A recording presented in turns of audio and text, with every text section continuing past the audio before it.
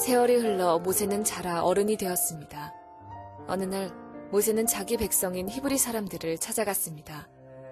모세는 그들이 힘들게 일하는 모습을 보았습니다. 또 어떤 이집트 사람이 자기와 같은 백성인 히브리 사람을 모질게 때리는 것을 보았습니다. 모세는 주변을 살펴서 아무도 없음을 보고 그 이집트 사람을 죽인 뒤에 그 시체를 모래에 파묻었습니다. 이튿날 모세가 다시 나가니 히브리 사람 둘이 서로 다투고 있는 모습이 보였습니다. 모세는 그 중에서 잘못한 사람에게 말했습니다. 왜 당신과 한 핏줄인 사람을 때리는 거요? 그 사람이 대답했습니다. 누가 당신을 우리의 지도자와 재판관으로 세웠소? 그래, 이집트 사람을 죽이듯이 나도 죽일 생각이요? 그 말을 듣고 모세는 두려워졌습니다. 모세는 내가 한 일이 탈로 났구나 하고 생각했습니다. 파라오가 모세의 일을 듣고 모세를 죽이려고 찾았습니다. 그러나 모세는 파라오에게서 달아나 미디안 땅으로 도망가 살았습니다. 하루는 모세가 우물가에 앉아 있었습니다. 미디안에 7달을 둔 제사장이 있었습니다. 그의 딸들이 아버지의 양떼에게 물을 먹이려고 그 우물로 왔습니다. 딸들은 양떼에게 먹일 물을 구유에 채우고 있었습니다. 그런데 어떤 목자들이 와서 여자들을 쫓아냈습니다. 그러자 모세는 여자들을 도와 양떼에게 물을 먹여주었습니다. 여자들이 아버지 루우엘에게 돌아왔습니다. 루우엘이 딸들에게 물었습니다. 오늘은 어떻게 이렇게 일찍 돌아왔느냐? 여자들이 대답했습니다. 목자들이 우리를 쫓아냈지만 어떤 이집트 사람이 우리를 지켜주었습니다. 그 사람은 물을 길어서 양떼에게 먹여주기도 했습니다. 루우엘이 딸들에게 물었습니다. 그 사람은 어디에 있느냐? 왜 그 사람을 그냥 두고 왔느냐? 그 사람을 불러서 음식을 대접하도록 하여라. 모세는 루우엘의 집에서 사는 것을 좋아했습니다. 루우엘은 모세와 자기 딸 시보라를 결혼시켰습니다. 시보라는 아들을 낳았습니다. 모세는 자기 땅이 아닌 곳에서 나그네로 살고 있었기 때문에 그 아들의 이름을 게르솜이라고 지었습니다. 세월이 흘러서 이집트 왕이 죽었습니다. 이스라엘 백성은 강요에 의해 너무나 힘겹게 일했기 때문에 신음했습니다. 그들이 도와달라고 부르짖었더니 하나님께서 그들의 소리를 들으셨습니다. 하나님께서는 그들의 소리를 들으시고 아브라함과 이삭과 야곱에게 하신 약속을 기억하셨습니다. 하나님께서는 이스라엘 백성의 고통을 보시고 그들에게 관심을 가지셨습니다. 우리 하나님 앞에 감사와 영광의 박수 한번 올려드리겠습니다. 주일 2부 예배에 오신 여러분들 다시 한번 주의 이름으로 축복하고 여러분들에게 하나님의 은혜가 임해오기를 기대합니다. 자, 가슴에 손을 얹고 우리 믿음을 고백하고 하나님 말씀 듣겠습니다. 하나님은 나를 사랑하십니다. 나는 그 사랑 안에 있습니다. 하나님은 오늘 나에게 말씀하실 것입니다. 그 말씀에 능력이 있습니다. 그 말씀에 생명이 있습니다. 나의 마음을 하나님께 열겠습니다. 나의 생각을 예수님께 집중하겠습니다. 들은 만큼 변합니다. 들은 만큼 행복해집니다. 뭐로 가도 서울만 가면 된다라고 하는 말이 있습니다. 수단과 방법을 가리지 않고 원하는 결과만 얻어내면 그거는 수단과 방법이 좀 불이해도 정당화될 수 있다라고 하는 사고죠. 대단히 비성경적이고 대단히 비신앙적인 사실은 말입니다. 교회가 혹은 성도가 목회자가 뭐로 가도 서울만 가면 된다라고 하는 사고를 갖게 되면 우리는 도덕 불감증에 빠져버립니다. 윤리 불감증, 거룩 불감증, 나아가서 신앙 불감증에까지 빠져들게 되죠. 사실 우리의 신앙의 선배들이 세계가 주목하는 영적인 부흥을 이루었던 적이 있었습니다. 한국 교회가 세계 교회의 모델이 됐던 적이 있었습니다. 그러나 뭐로 가도 서울만 가면 된다. 수단과 방법이 어땠든 부흥만 일구어내면 되고 건물만 크게 지으면 되고 사람만 많이 모이면 된다라고 하는 사고는 사실 그들이 이루어냈던 부흥을 반세기도 지탱해주지 못했습니다. 그리고 세상이 오히려 교회를 걱정해주고 교회가 세상에게 조롱받는 시대가 되어버렸습니다. 만약에 목표가 하나님께서 주신 것이라면 그것을 이루어내는, 꿈이 하나님께서 주신 것이라면 그것을 이루어내는 방법 또한 하나님의 방법이요 믿음의 방법이요 한다는 것입니다. 사실은 모세의 삶을 통해서 오늘 우리는 그것을 배우게 될 것입니다. 지난주에 시작한 모세에 대한 새로운 시리즈를 통해서 우리는 그의 출생의 비밀 속에서 어떻게 하나님께서 기가 막히게 세밀하게 간섭하셨는지를 보았습니다. 죽을 수밖에 없던 운명을 가지고 버려졌던 아이가 어떻게 엄마의 젖을 먹으면서 신앙의 교육을 받으면서 클 수 있었을까? 그게 과연 우연일까? 그것은 하나님의 간섭이요 하나님의 섭리였다는 것을 확인했습니다. 우리는 또 다른 하나님의 모습을 보게 될 겁니다. 2장 11절 말씀, 출애굽기 2장 11절 말씀 같이 한번 먼저 읽어볼게요. 시작. 거기까지만 볼게요. 먼저 세월이 흘러 모세는 자라 어른이 되었습니다. 지난주에 읽었던 말씀의 마지막은 어떤 부분이냐면 아이가 자라나자 여자는 아이를 공주에게로 데리고 갔습니다. 나이가 몇 살이었다고 들으셨죠?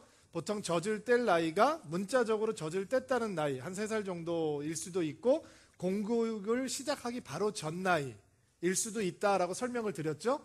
그러니까 그때부터 지금은 몇 살이 됐다고요? 11절 말씀에 세월이 흘러 모세는 자라 어른이 됐다. 그 사이에 있는 기록은 전혀 등장하고 있지 않는 거죠. 어떻게 진행됐는지 저는 몰라요.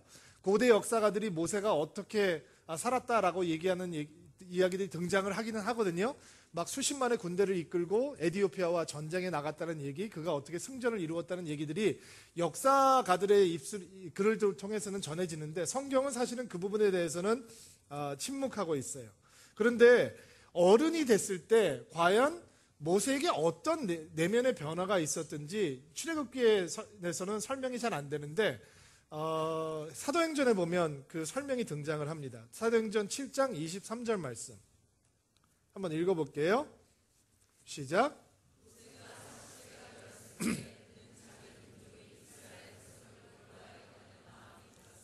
몇 살이 되었을 때?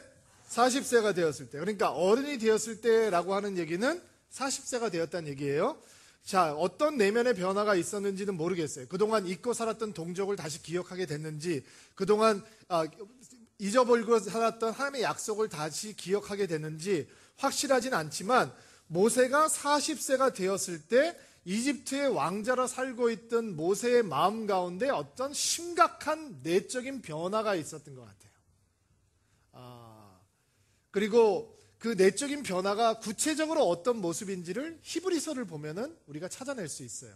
히브리서 11장 24절부터 볼 텐데요. 띄워주시겠어요? 같이 한번 읽어볼게요. 시작.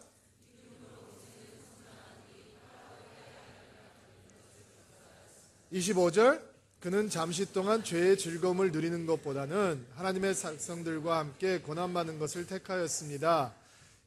그는 이집트의 온갖 법을 가지는 것보다 그리스도를 위해 고난받는 것이 더 낫다고 생각한 것입니다. 그는 오직 하나님이 주실 상만을 바라보았습니다. 27절.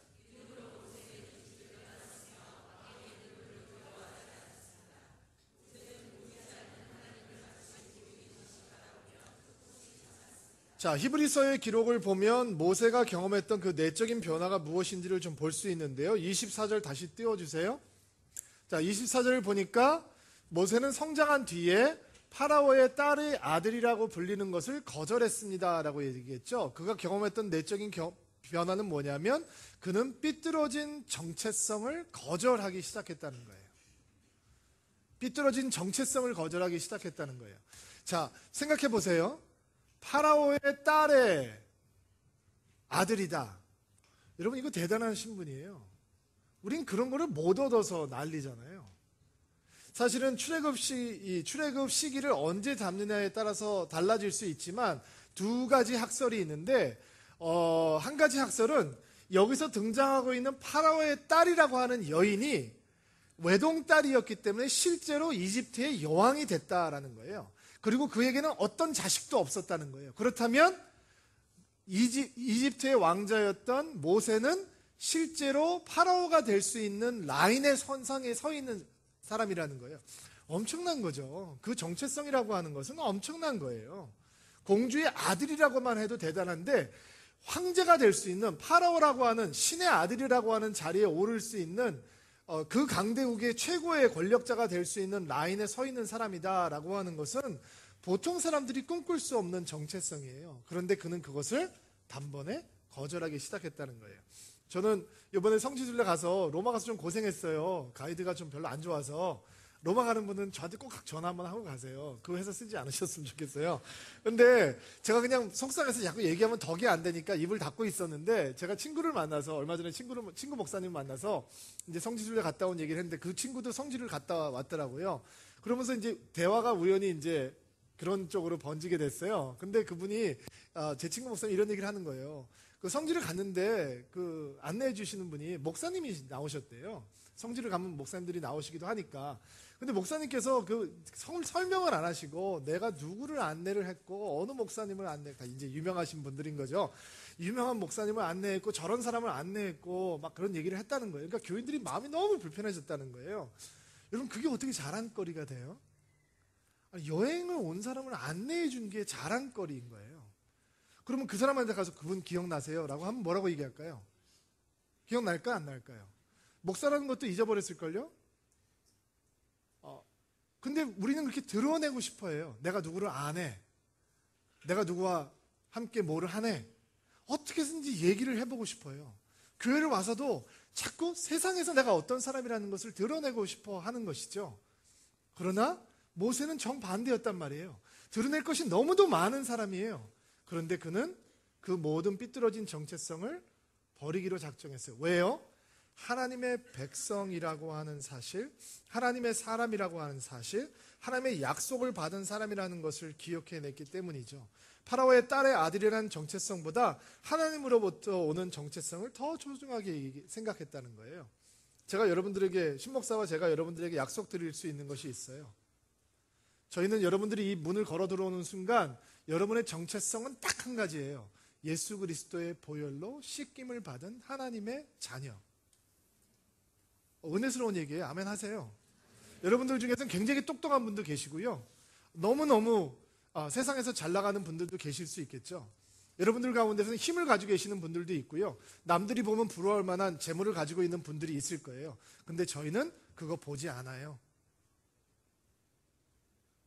그것으로 우리가 여러분들을 판단하는 순간 서울 드림교회는 단일 가치가 없는 교회가 돼버리는 거예요. 복음의 능력을 상실하는 교회가 돼버리는 거예요. 여러분이 어떤 세상에서 타이틀을 가지고 있기 때문에 목회자들이 여러분들을 특별하게 관리하기 시작하면 서울 드림교회는 사람이 모일 수 있는 교회가 될 수 있을지언정 복음의 능력과 십자가의 능력, 하나님의 공동체는 될 수 없는 거예요.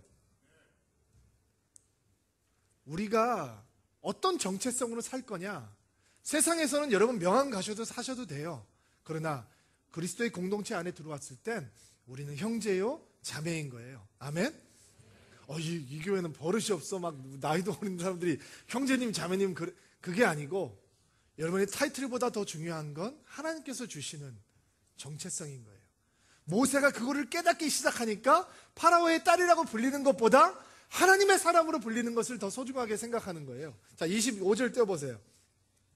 25절 보면 그는 잠시 동안 죄의 즐거움을 누리는 것보다 뭐를 거부해요? 삐뚤어진 즐거움, 삐뚤어진 쾌락을 거부하죠. 세상에서 즐길 수 있는 즐거움보다. 여러분, 이집트 왕궁이 얼마나 놀기 좋은 곳이겠어요? 이렇게 외국에서 유학생활 하던 사람들이 돌아오면 목사님 한국이 놀기 좋아요. 맨날 그러는 사람들이 있어요. 서울이 놀기. 그거는 이집트의 왕자를 안 해봐서 하는 소리예요. 여러분, 이집트 왕궁의 왕자면 얼마나 즐거운 게 많겠어요. 얼마나 놀 게 많겠어요. 거기에 뭐를 못하겠어요. 무슨 쾌락을 즐기지 못하겠어요. 근데 모세는 그것을 단번에 버리기로 작정하죠. 근데 성경은 그 쾌락을 어떤 쾌락이라고 얘기하죠? 잠시 동안 누릴 수 있는 쾌락이라고 얘기해요. 잠시 동안의 쾌락은 더 큰 쾌락, 깊은 쾌락, 삐뚤어진 즐거움으로 우리를 유혹할 뿐이겠죠. 모세는 그가 누렸던 이집트의 왕국의 즐거움을 단번에 거절하기로 결단해요. 26절 다시 올려보세요. 또 뭐라고 나오죠? 내면에 어떤 변화가 있었느냐? 이집트의 온갖 보물을 가지는 것보다 그리스도와 함께 고난받는 것을 더 즐거워했다는 거예요. 그는 삐뚤어진 성공을 거절하기로 마음의 내면의 결단을 하는 거예요. 이집트의 왕자로서 가질 수 있는 모든 금은 보화. 여러분 이렇게 상상해 보셨어요? 모세는요, 피라밋에 묻힐 가능성도 있는 사람이었어요. 만약에 금은 보화, 목사님 저도 돈 많은데요. 모세만큼은 아닐걸요? 피라밋 없죠, 여러분은? 피라밋을 가질 꿈도 아직 못 꾸시죠? 그 당시 파라오들은 금관에 묻히기도 했잖아요. 금관은 아직 준비 안 해놓으셨죠? 모세라는 사람, 우리가 상상하는 것보다 엄청난 재정적인 파워를 가지고 있던 사람이었어요. 근데 제가 이렇게 말씀을 묵상하면서 이집트의 온갖 보물을 버렸다라고, 삐뚤어진 성공을 거절했다라고 하는 모세의 삶을 묵상하면서 우리는, 저를 포함해서 이집트의 온갖 보물을 가져야 하나님께서 축복하신 것이라고 생각하는데 모세가 참 위대하구나, 그의 결정은 참 위대했구나라는 생각을 갖게 됐어요. 우리는 이집트의 보물을 쌓아놓아야 성공이라고 오해하는 사고를 가지고 있는데, 성공은 돈을 쌓아가는 것이 아닙니다. 명예를 쌓아가는 것도 아닙니다. 힘을 얻어가는 것이 성공이 아닙니다. 하나님 앞에서 성공이란 믿음이 쌓여가는 것입니다. 아멘 하십시오. 믿음의 스토리들이 쌓여가는 것입니다.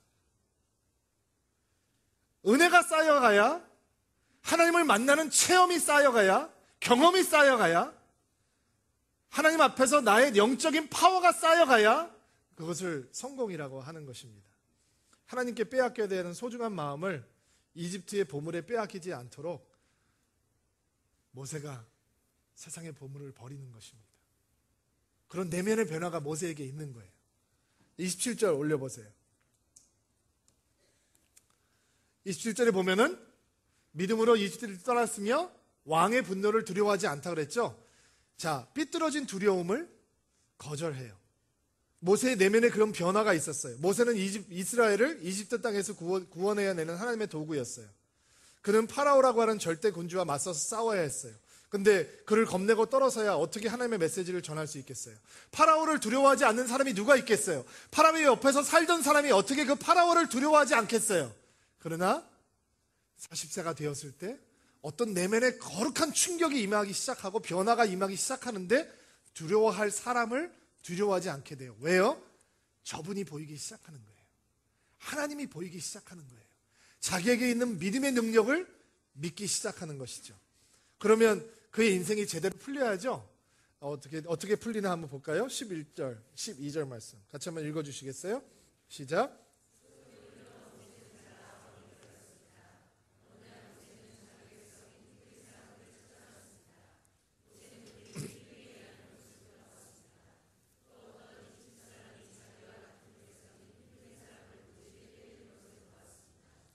모세는 주변을 살펴서 아무도 없음을 보고 그 이집트 사람을 죽인 뒤에 그 시체를 모래에 파묻었습니다. 자, 이런 위대한 내면적인 결단을 하게 되고 경험을 하게 되는 모세가 처음 한 행동이 뭐예요? 자, 도와주세요. 뭐예요? 아니에요. 11절 다시 올려보세요. 어른이 되었습니다. 어느 날 모세는 다음 제일 먼저 하는 행동이 뭐예요? 히브리 사람을 찾아간 거예요. 노는 문이 달라진 거예요. 이해가 되세요? 모세는 저기 안 찾아가던 사람이었어요. 거기는 더러운 곳이에요. 노예들이 살고 있는 곳이에요. 근데 40세가 되었을 때 엄청난 내면의 변화가 있기 시작해요. 버릴 걸 다 버려버리는 거예요. 그리고 그는 어디를 찾아가는 거예요? 한 번도 관심을 갖지 않았던 동족이었던 히브리 사람들이 살고 있는 곳으로 찾아가요. 왜요? 밟히는 거예요. 저 민족을 그냥 두고 볼 수가 없는 거예요. 모세는 편하게 살고 있어요. 행복하게 살고 있어요. 부족한 것이 없어요. 근데 히브리 민족을 찾아가는 거예요. 찾아갔는데 뭐를 봐요? 이집트 군인한테 매를 맞고 있는 동족을 봐요. 그리고 그는 자기의 힘으로, 자기 의지로, 자기의 신분을 의지해서 B형이었던 것 같아요. 성질을 내고 이집트 군사를 때려 죽여요. 근데 너무 재밌는 표현이 12절에 나오는데 어디를 살폈다고요? 좌우를 살폈다는 거예요. 주변은 무슨 얘기예요? 지금 성질이 나긴 났는데 자기가 하려고 하는 행동이 정당하지 않다라는 것을 알았다는 거죠. 여러분, 예수를 믿는 사람은요, 좌우를 살피면서 살면 안 돼요. 위를 살피고 살아야 되는 거예요. 눈치 보면 안 되고 사람 눈치 볼 거 없어요. 하나님께서 우리를 위하시면 사람이 우리를 어찌할꼬? 사도 바울 같은 담대함이 있어야 되는 거예요. 믿음의 사람들한테는. 근데 모세가 열정이 있어요. 마음이 생겼으니까, 결단을 했으니까. 근데 뭐로 가도 서울 가면 된다. 내가 내 힘으로 해내겠다.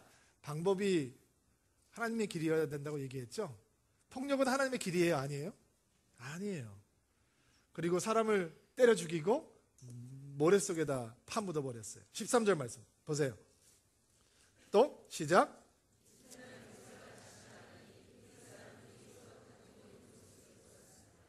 모세는 그 중에 잘못한 사람에게 말했습니다.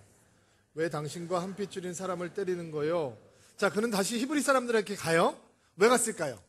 범인은 반드시 범죄 현장에 다시 나타난다. 그거를 증명하기 위해서. 완전 범죄가 됐는지 안 되는지 그러기 위해서 가는 건가요? 아니라 그랬죠. 40세가 되었을 때 그는 동족을 돌아볼 마음이 생겼다 그랬잖아요. 그 내면의 결단이 생긴 거라 그랬잖아요. 그 전에 갔던 히브리 사람들에게 그는 그 다음날 또 찾아가는 거예요. 그리고 동족끼리 싸우는 것을 봐요. 그리고 가슴 아파해요. 왜 동족끼리 싸우느냐? 근데 이런 얘기를 들으면 이집트의 왕자가 와서 이런 얘기를 하면 이 노예들이 감동을 해야 되는데 노예들이 반응을 어떻게 하느냐? 14절 말씀 읽어보세요.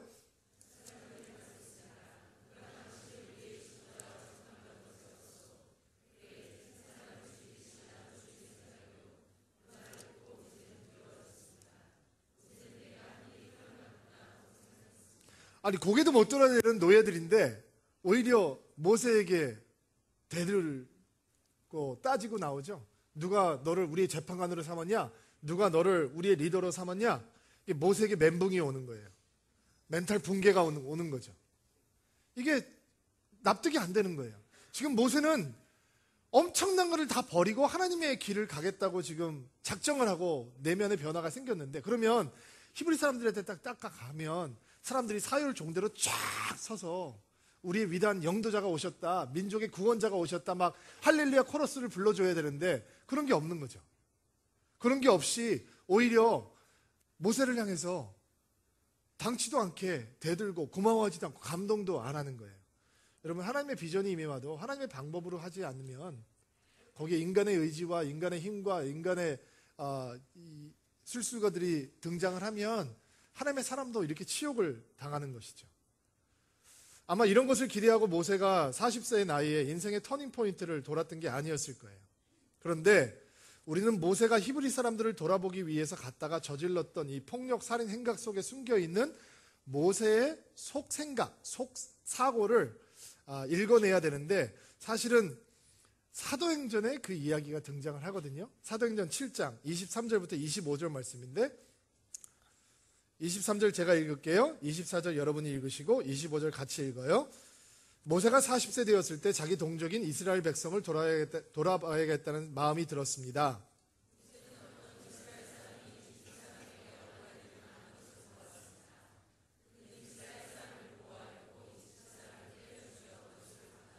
자, 25절 천천히 읽으세요. 시작. 모세는 자기 동족들이 하나님께서 자기를 사용하여 그들을 구원해 주신다는 것을 깨달을 것이라고 생각했습니다.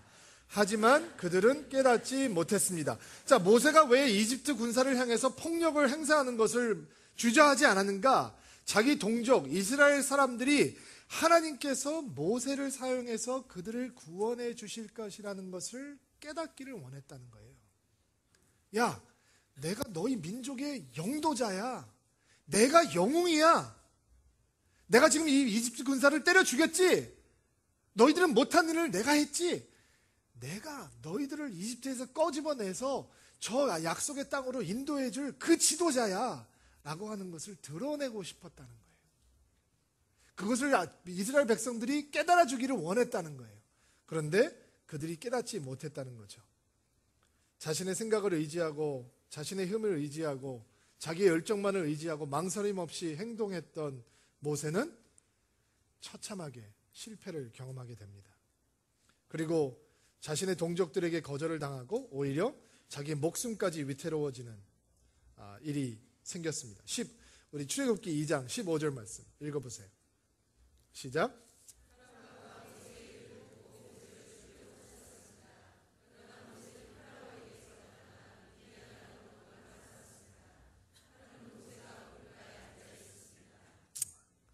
저는 처음 성경을 읽었을 때 파라오가 왕자인 모세를 군인 하나 죽인 거 가지고, 사람 하나 죽인 거 가지고 죽이려고 했다라고 했을 때 무슨 이런 경우가, 이런 시츄에이션이 있을까라고 생각을 했었어요. 그렇죠? 여러분, 그런 절대 권력을 가지고 있는 사람이 그냥 사람을 하나 죽였다고 해서, 뭐 영화 같은 데 보면 왕국에서 막 사람 목숨을 죽이기를 정말 파리 목숨 죽이기처럼 하는 옛날 고대 왕국의 모습들을 보여주기도 하잖아요. 그게 절대로 과장이 아니라고 여겨지는데, 과연 무슨 거기 민주주의도 아니고 사람 하나 죽였다고 왕자를 뭐 죽이려고 하는가? 근데 구약을 연구하는 학자들의 이 해석을 들어보면 이런 거죠. 인구 절제 정책이 벌어졌을 때 아이들을 죽이려고 하는 인구 정책을 발표했고, 남자 아이들이 틀이 나면 죽이라라고 하는 왕의 칙령이 발효가 되었을 때 왜 그 칙령을 발효하게 되었는지 여러분들 기억하고 계세요? 이 민족이 커지고 있는데 다른 민족이 우리를 쳐들어올 때 그들과 연합해서 우리를 반역할지도 모르니 이스라엘 사람들을 인구를 절제 정책을 펴야 되겠다라는 얘기 기억하고 계세요? 자, 지금 파라오가 이 사건을 어떻게 해석을 하고 있는 거냐면, 이스라엘 백성들이 모여 살고 있던 땅에 가서 그 백성을 돌아보면서 그 백성을 탄압하던 군인을 때려 죽인 모세의 행동을 조직적이고 집단적인 반역 행위로 보고 있다는 것이죠. 구테타 행위처 같은 것으로 보고 있다는 거예요. 그래서 모세가 이 수백만이 되는 이스라엘 사람들을 선동을 해서 이 함족이었던 이집트족과 어떤 사건을 벌이려고 하는 것으로 해석을 했기 때문에 그를 반역죄로, 영모죄로 죽이려고 쫓아가고 있었다라는 것이죠. 대단히 일리가 있는 해석 같아요. 그리고 모세는 그 파라오의 분노를 피해서 미디안 광야 쪽으로 도망을 가게 되죠. 사실은 이 미디안 광야도 굉장히 흥미로운 장소예요. 왜냐하면 미디안이라는 광야가 어떤 사람들이 살고 있는 곳이냐면, 아브라함의 아내가 몇 명이 있는데 아브라함의 후처 중에서 그두라라고 하는 여인이 있었어요. 그런데 그 여인이 아들을 낳는데 그 아들의 이름이 미디안이에요. 그 아들의 후손들이 모여 살고 있던 곳이 미디안 광야였어요. 그러니까 이게 모세가 도망을 가는데 자기 먼 조상이죠, 아브라함의 후손이 살고 있는 땅으로 가는 거예요. 하나님의 섭리는 계속 진행되고 있는 거죠. 자, 미디안 광야로 들어가게 되는데 여러분 상상을 해보세요. 모세는 무엇을 입고 있어요? 뭐를 입고 있어요? 치마를 입고 있죠. 영화 안 보셨어요? 이집트. 우통을 입고 있어요? 안 입고 있어요? 저는 벗고 이집트 사람들은 머리는요? 가발? 머리는 밀잖아요. 이집트 왕족들은 머리를 밀었잖아요. 털이 있는 것을 싫어했기 때문에 다 밀었거든요. 그러니까 여러분 상상을 해보세요. 그 이집트 왕궁의 왕자의 모습을 입고 있는, 갖추고 있는 은은한 향수 향기를 풍기면서 매니큐어, 페디큐어 다 돼 있고. 근데 미디안 광야에 사는 사람들은 거친 사람들이에요. 양을 치는 목축업을 하는 사람들이었어요. 촌스럽고 더럽고 문화도 없고. 이집트의 왕자가 보았을 때 그 사람들이 얼마나 하찮아 보였을까요? 근데 이집트 광야에서, 미디안 광야에서 지쳐서 우물가에 털썩 앉아있는 모세가 이제 하나님께서 인도하시는 새로운 훈련의 장으로 들어가고 있는 거예요.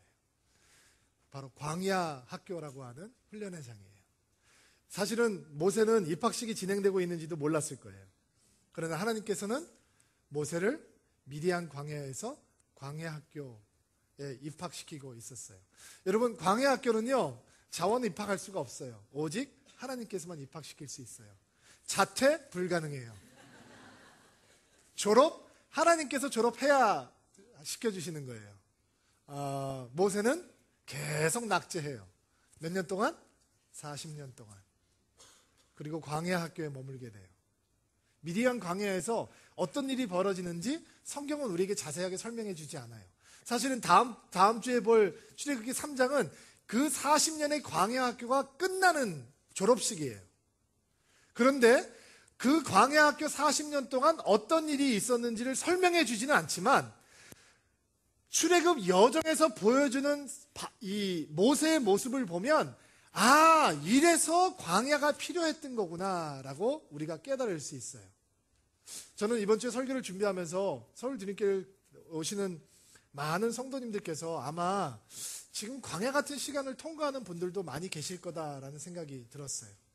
아니 어쩌면 여러분이 서울 드림교회에 오신 이유가 여러분이 광야로 들어가 있기 때문에 그럴 수도 있을 거라는 생각도 있어요.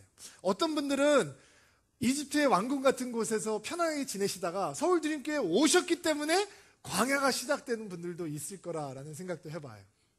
다 주의 뜻이에요. 그런데 어떤 사람은 학교를 다니고 뭘 배우고 나온 사람이 있고요. 어떤 사람은 학교를 다녔는데 아무것도 생각 안 나는 사람이 있어요. 어떤 사람은 광야 학교를 통과하고 하나님을 만나고 간증이 생기는 사람이 있는가 하면 어떤 사람은 광야 학교를 통과했는데 한만 쌓이고 분만 쌓이는 사람들이 있어요.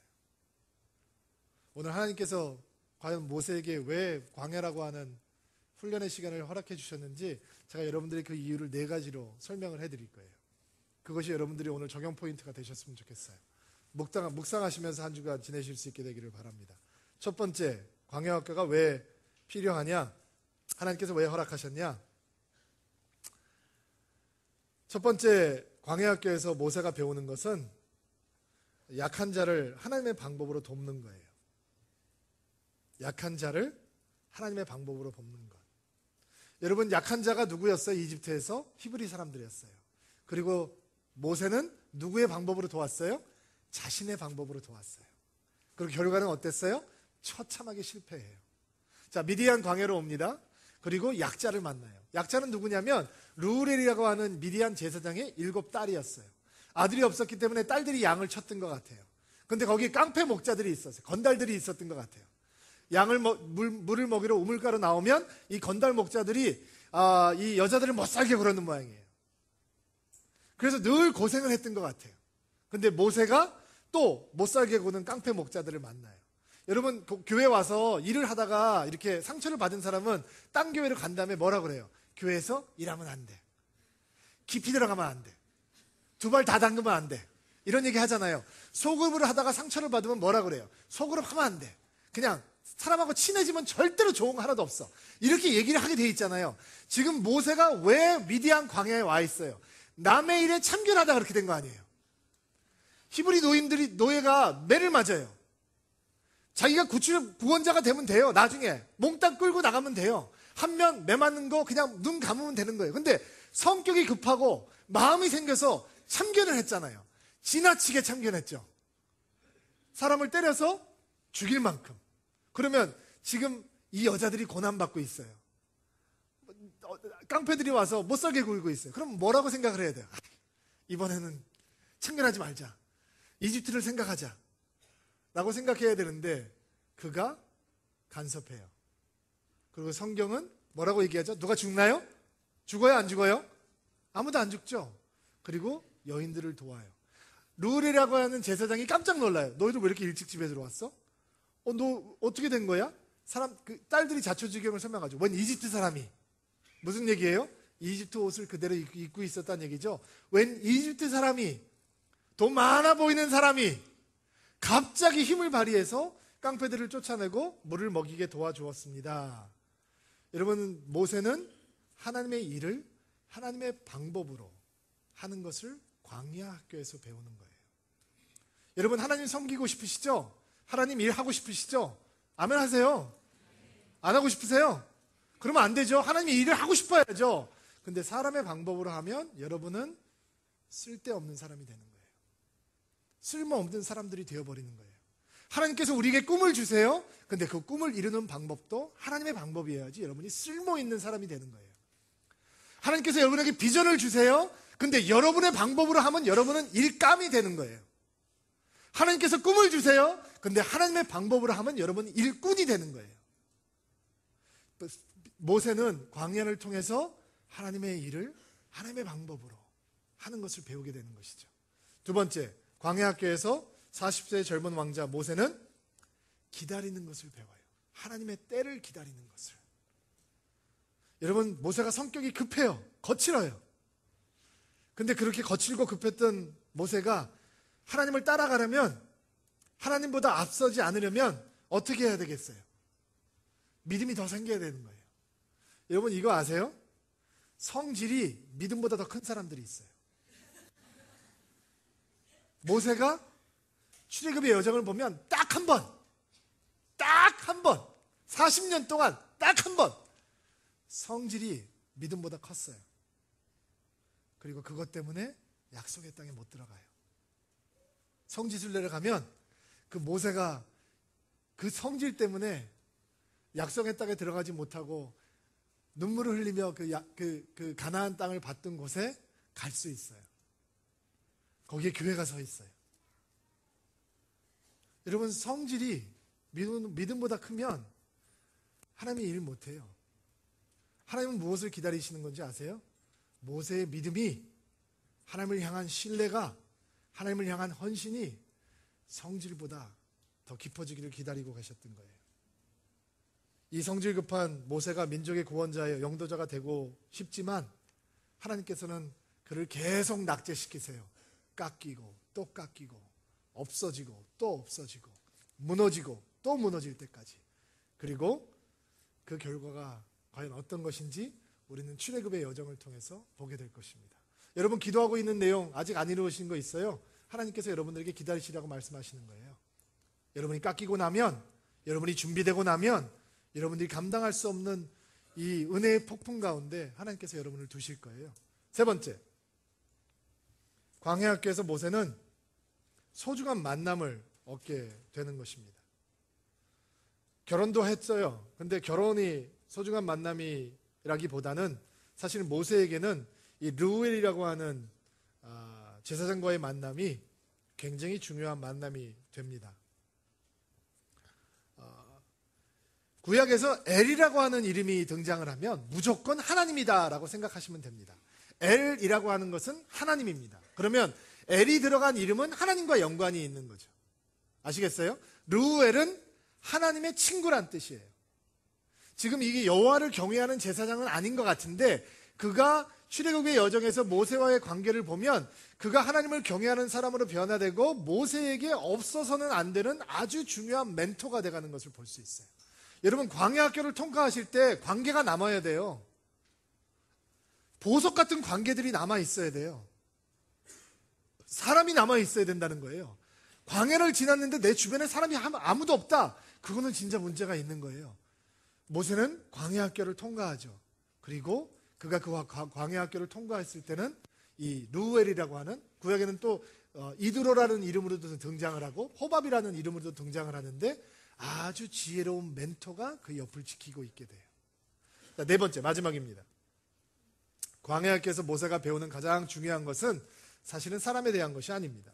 23절부터 25절까지 말씀 같이 한번 볼게요. 시작.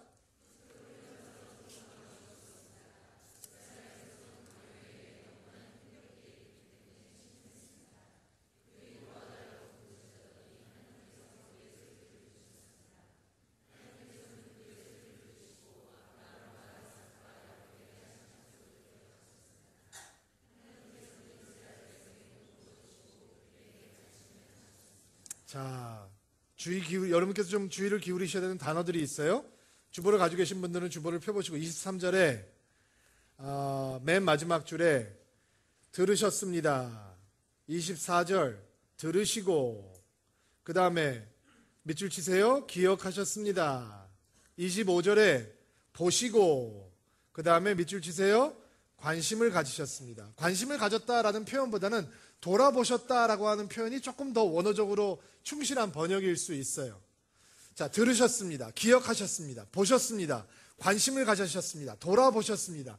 여러분, 광야학교에서는 내 하나님을 만나는 거예요. 내 하나님.